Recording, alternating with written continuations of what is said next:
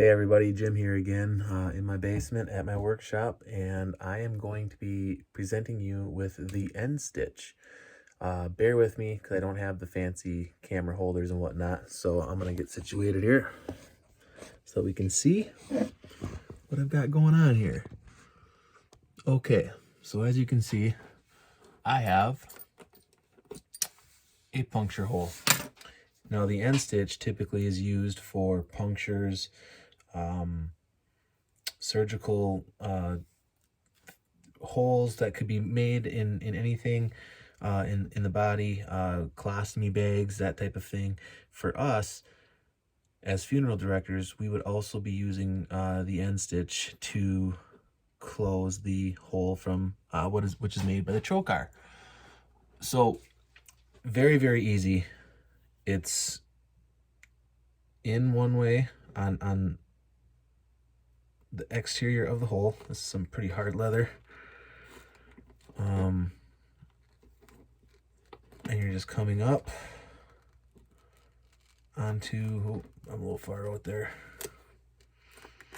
This fake leather sure is harder than some of the skin that I've done this on. That is for sure. So as we poke that through, and that's all you're doing. You're coming on the one side like that, and you're pulling it up. If I can get it through the leather. Let's see here. Perfect. As we're pulling that up, I'm leaving the tag end loose, and I'll explain as to why I'm leaving the line longer than what I probably would really need to do.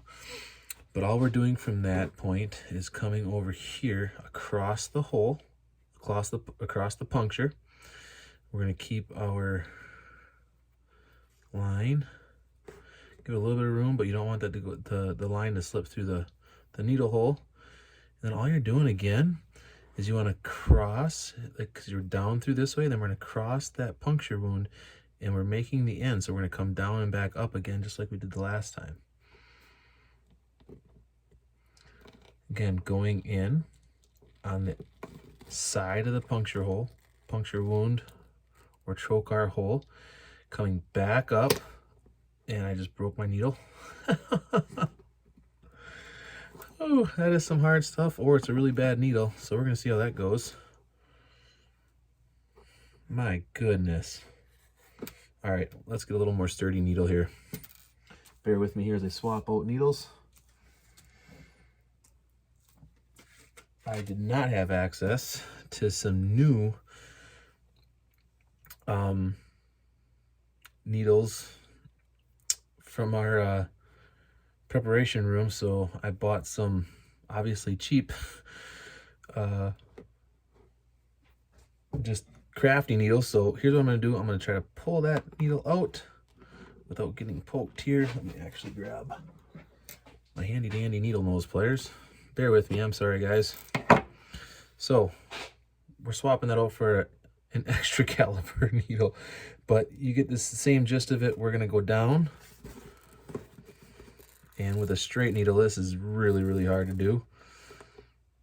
Definitely want the half circle or the S curve needle. I am definitely getting in some massive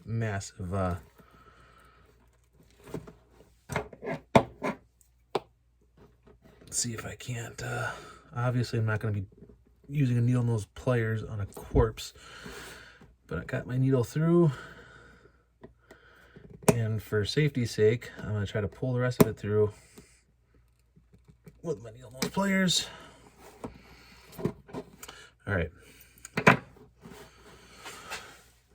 So I hope you saw all that. I'm sure you did. Now I'm going to pull this through. Okay. And there we have the end stitch. Down, across, down, and then through again. And as you're going to see, when you pull these together, get a good tight, you are really closing up that puncture. Just like that.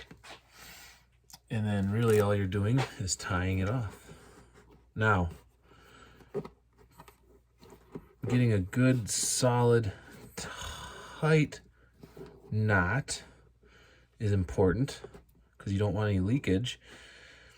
What I will say though, what I have learned, so the reason why I chose the end stitch as easy as it can be, is because it's actually being replaced quite a bit by the trocar button when people are doing aspirations and they're using the trocar buttons. This knot is invariably being replaced by the trocar button. However, what I will say is, one funeral home I did shadow at used specifically the trocar button. I'd never heard of the end stitch until I went to the second funeral home that I went at. They showed me the end stitch, locked it up like this, and what they showed me was they temporarily do the bunny loop like that just to tie it off in case they ever want to re-aspirate. It's so simple. You undo the knot, and I thought this was just ingenious. At first I thought they were just being old school and they didn't want to use some new and improved technologically advanced embalming tool, but there you go. Now you can pull that string out of the way and you can re-aspirate whenever and if ever you needed to. So I just thought that was a really cool thing about the end stitch that I wanted to share. So once again, we're just going to close this back up by tightening that knot. And like I said, what I like to do is do one knot down to close the incision or the puncture wound, and then temporarily by tying the bunny ear knot. And then after the aspiration is done, and when you're all done and you're finished aspirating and you want this to be solidly closed up, this knot's not going to go anywhere. This suture is not going to go anywhere. You can seal it off with some cotton and a little super glue, or some super glue and place some cotton on top of it to prevent any leakages coming from the puncture. So that is the end stitch. I hope you enjoyed it. Sorry for the impromptu needle switch, but that's the end stitch, and I hope you enjoyed the video.